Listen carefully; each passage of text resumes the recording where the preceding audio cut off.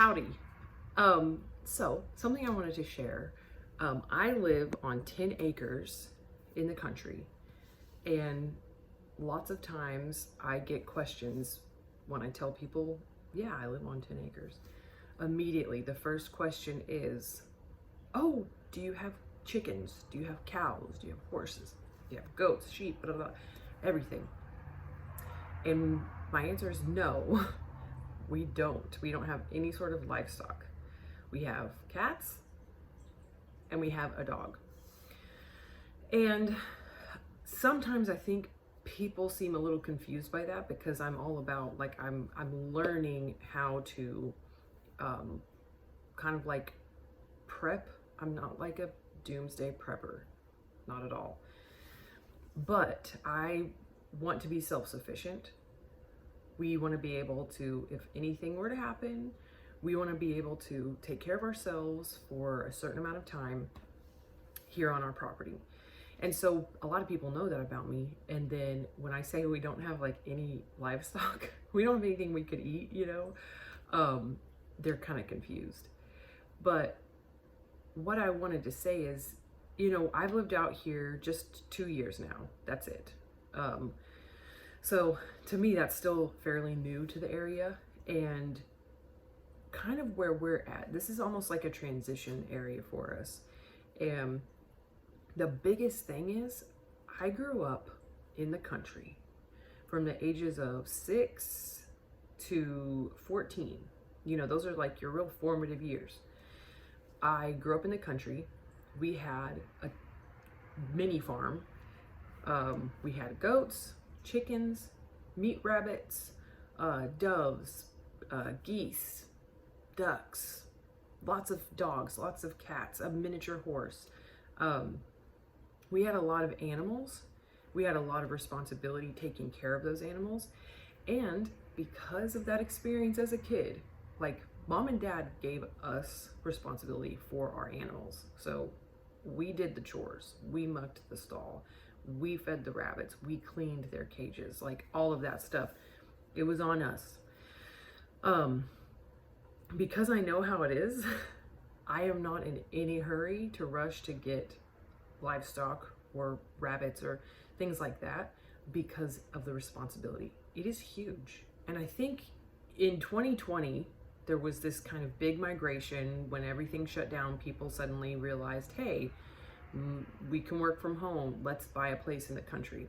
So there was kind of a fairly large, I wish I had the data, but fairly large migration of people moving from the city into the country. And I'm sure y'all noticed there's been this trend of, like, this year it was like, I'm gonna buy chickens and stuff like that. There's been this trend of trying to get back to nature, get back to simple living, and I love it because I'm all about it. I agree. What I think is happening though is people don't understand the responsibility and the commitment you have to these types of animals. Chickens, I mean, they're easy to take care of, but if they can have issues just like any other animal. If you live in the country, they are very vulnerable. They can very easily be killed by wild creatures, by the next door neighbor's dog. And you got to be prepared for how to take care of them and how to take care of that animal that might be coming to kill your chickens. Are you prepared? Are you prepared to do what you got to do to protect your chickens? I think what's happened is people have romanticized this country living, and they've romanticized having goats and livestock and chickens and rabbits and things like that. It's not this idyllic thing. It's a responsibility, and that's why I haven't committed to anything yet. And also this place that we're living, the plan and the hope. Look at Meddy, he's so cute. Matootie. So our plan and our hope is to eventually move from this property, this 10 acres, keep it and rent it. And we have some other plans for it, but I don't want to talk about that right now. And our goal is to move to somewhere much more rural.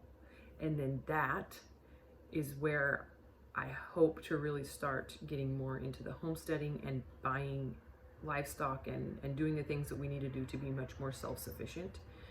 But I just want to encourage people, if you're watching this and you're, you know, gung-ho and all excited and wanting to start to try to homestead or be semi off the grid, kind of get ready and start prepping and stuff. I hate that the word that like prepper and prepping has been turned into this like crazy person.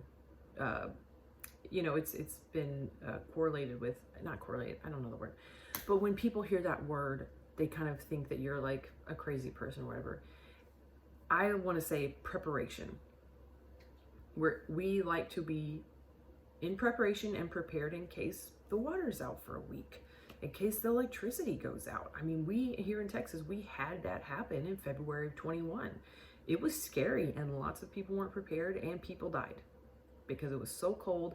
They didn't have water and they had no way to get water and food. So these are real life scenarios that happen. We're not talking about like end of times types of things. But if something like that happened, I would like to be prepared for that too. But the way we think of it is more real life scenario possibilities that can happen. We want to be prepared.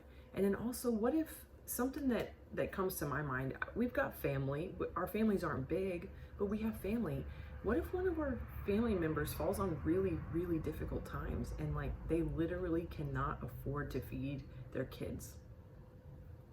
I want to be someone who's like, hey, I've got some chickens, I've got some rabbits, we got a cow, let's figure it out. And let me get you some food, eggs, chicken, you know, that sort of thing. I want to be able to help people who are in need. So those are kind of like our goals when it comes to prepping, not the doomsday crazy stuff, you know, not like zombie apocalypse. No, that's not where we're at. We just want to be self-sufficient.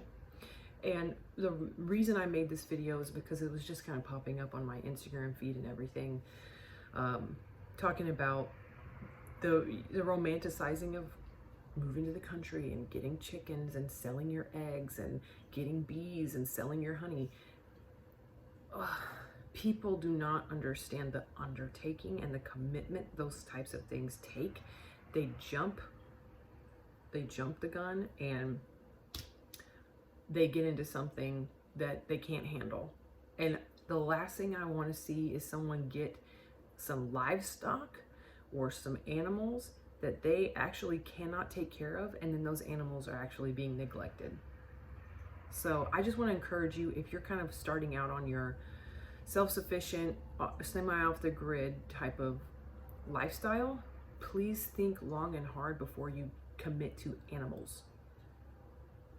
Huge commitment. You can be prepared without having livestock that you're going to eventually need to slaughter.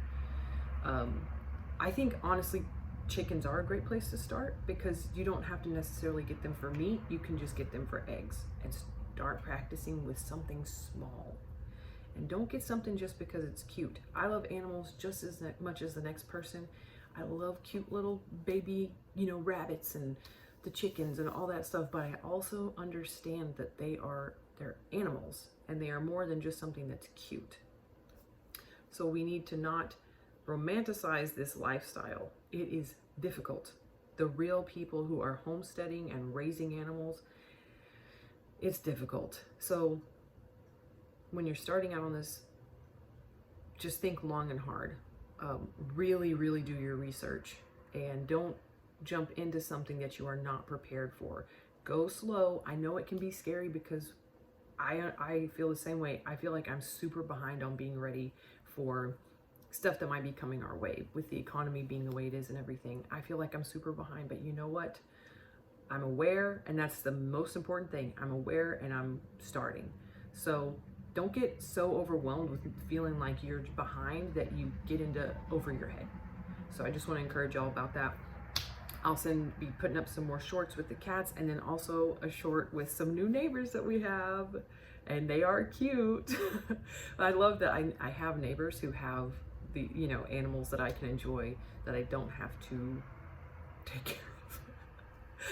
But that's it. I just wanted to kind of encourage people, and it's a fun journey, it's a cool journey, but it's a serious journey. So just be smart about it. Do your research and reach out to people who have been doing it for a long time to really understand what you're getting yourself into. All right, y'all have a good day.